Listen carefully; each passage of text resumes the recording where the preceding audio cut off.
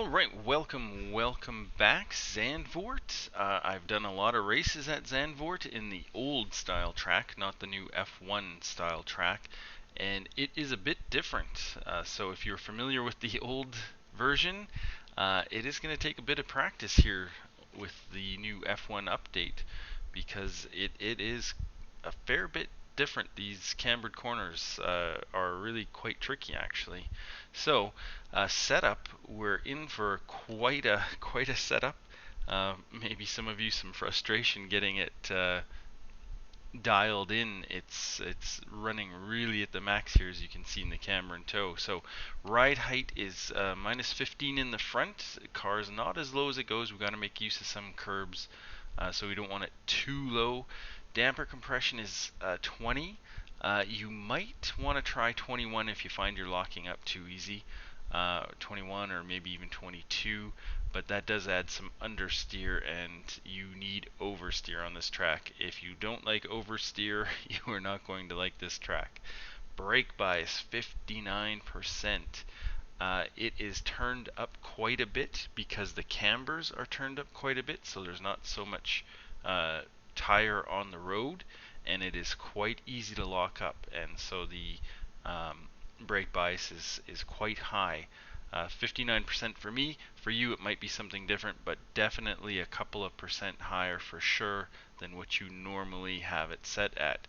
Spring rates, low as they go, front and back, for sure, just to get some grip in here. Camber, now, yes, it is turned up 1.9 on both sides. If you watch my videos, you know I play around with camber. And I get a lot of questions about people not being able to get the cambers changed properly. So set the ride height, set the spring rates, all that stuff, and change the camber last and the toe in last. Change the camber, dial it up to 1.9, then press apply. It's over here on the right. Then change all of the cambers first, 1.9, press apply each one individually, and then if it says the toe is, it'll automatically change the toe to some weird value, then change the toe to 1.5, press apply, change the toe to 1.5, press apply, etc., etc. That is probably the easiest way to do it. Yeah, the iRacing Garage is just a little finicky when it comes to changing camber and toe. But yeah, 1.9 each side, 1.5 on the toe. You need a lot of turn in here. And this also helps generate some heat and counteracts some of the high brake bias by making the brakes more efficient. So that is why those values are what they are. 1.5 on the left and 0.5 for the toes. Now, the right is 1.3, and I normally tell you in these guides the camber is sort of optional when I play around with it.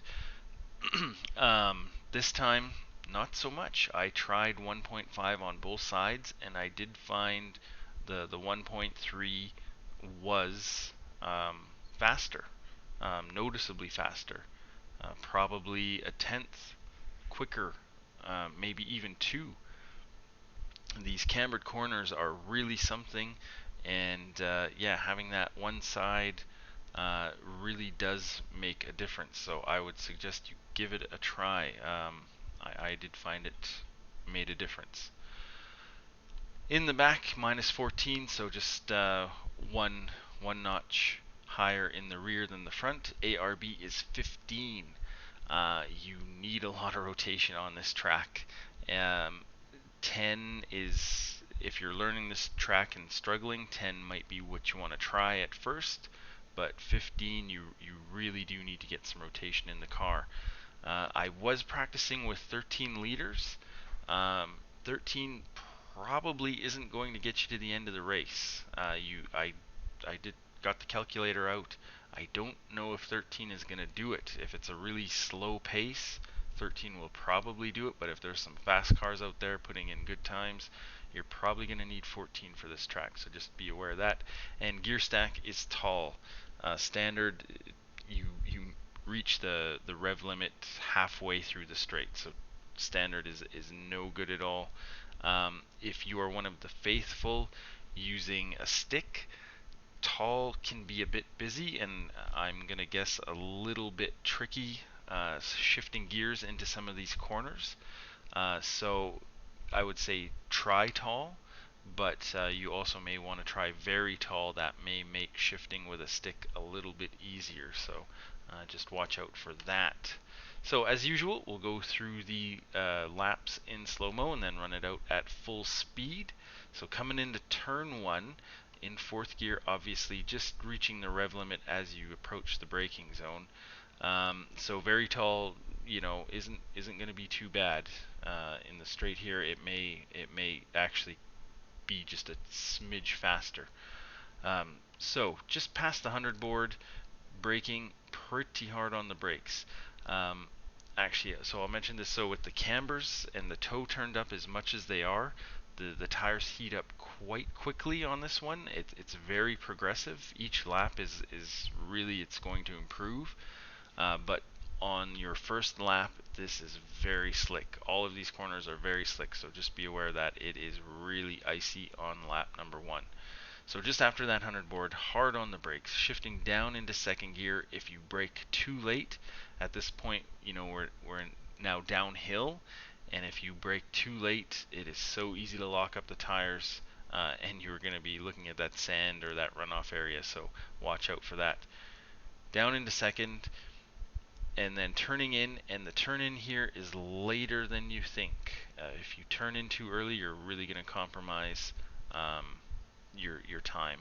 And just releasing the brakes, picking up the throttle, just to keep that back end steady, and then picking up the throttle, just managing the throttle here through it, but trying to pick it up as early as possible. It does gain you quite a bit of time getting on that throttle nice and early, unwinding the wheel to the left. So up into 3rd, gonna look to shift down into 2nd about midway through this curb section.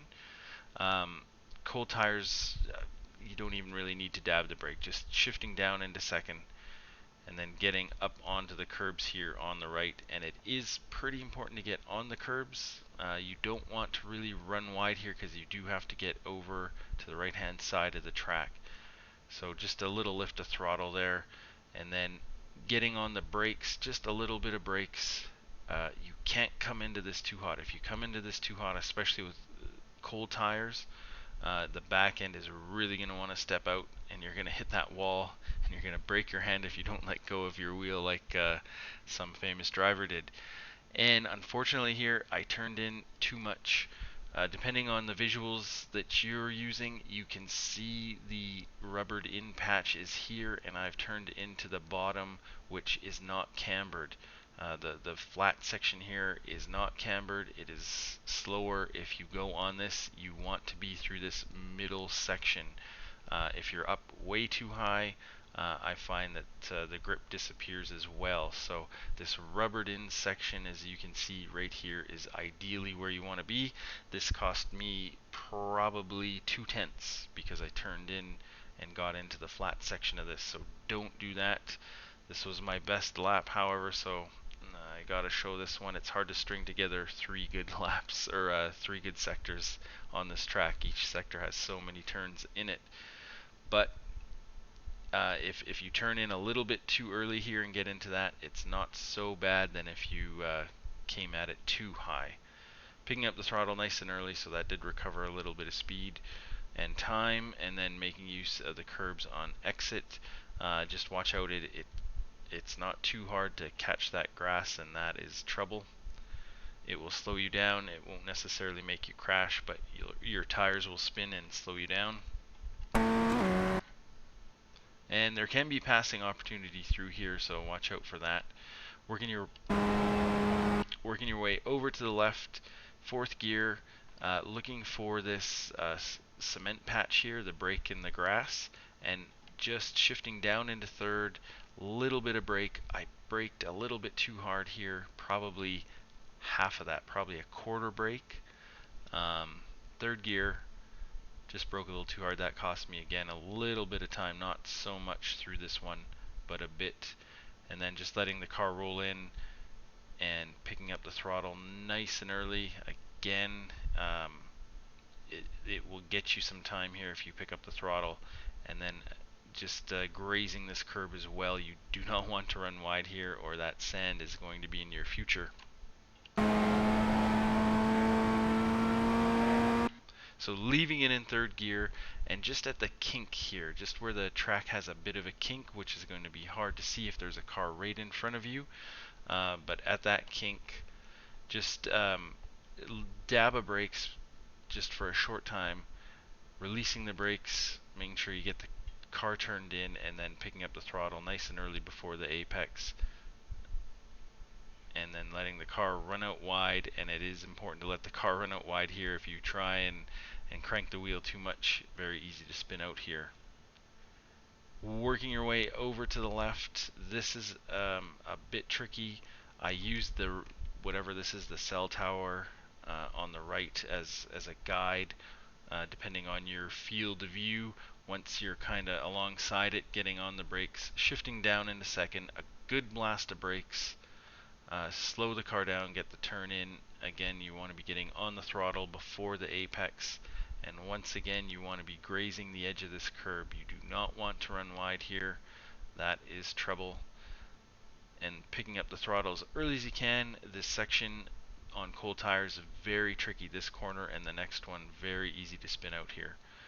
And you don't really want to extend the track out all the way to the edge. You certainly can, but it is a little quicker to keep it a little bit more, not mid-track, but 3/4 of the way over. And then just working yourself over to the right, and I'm using, you could use this outhouse, or I'm using again the brake in the grass here, just before that cement section, about a car length before that cement section. Bit of brakes, shifting down into second gear, and then again just releasing the brakes, picking up the throttle. This is really important to pick up the throttle here. This corner is very greasy.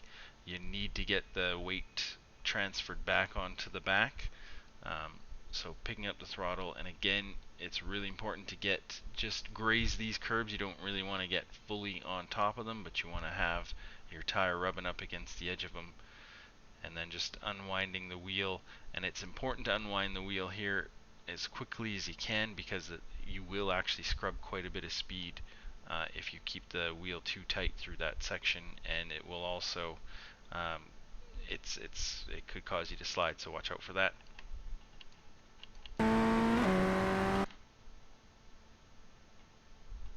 Going to be another passing opportunity here. Watch out for people going on the inside.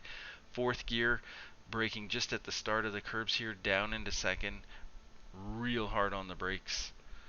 It is downhill. Watch out, cold tires. This can be a little on the slick side. It is important to really get on the brakes, and you want to cut this corner as much as possible. Get your tire onto the sausage curb here, and then just releasing the throttle. I came in a little too hot. Had to do a little counter steer here. You don't do that, and you have to get on to the curbs here. If you noticed, I did dab the brakes. I would normally, so coming over this curb, I came in just a little too hot. I would normally be just dabbing the brakes here. I did dab the brakes there, but just to slow the car down, because it's really important to get onto this curb. If you are not on this curb, if you are up here, you are going to really slide wide. You're going to have to lift. You are going to go really slow and maybe crash. So it's really important to get down onto the curbs here, picking up the throttle nice and early, and then unwinding the wheel and using all of the track on exit. I think if you catch the grass, you might be looking at an X, but it'll slow you down, so you don't want to touch the grass, but use all of that curb. So coming into this one, again, this one's you're turning in later than you think, and you can see from previous laps I've worn a patch here. You want to just get your tire just grazing the grass on the left side there. just to open this up a bit more and help rotate the car actually. So just a touch of brakes, keeping it in third gear, and then getting onto this curb again. Same thing, don't really want to be necessarily all the way on the curb, but just grazing the edge of it and picking up the throttle nice and early. Really easy to lose time if you came in there too hot or too wide, because this is full throttle all the way until turn 1, and so it's really important to get that good exit through that corner. Use all of the track.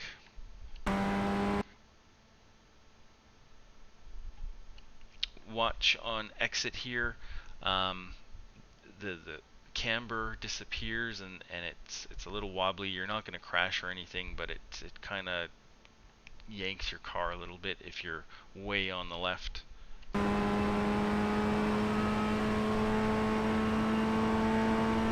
And so that's a 144, almost flat. Yeah, that could have been my personal best, except for 2 corners I messed up a little bit. So watch out. I know the previous version of this track can be pretty crashy.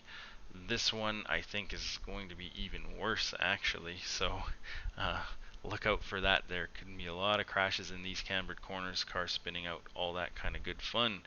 Good luck out there. We'll see you next time. We'll run this out at full speed.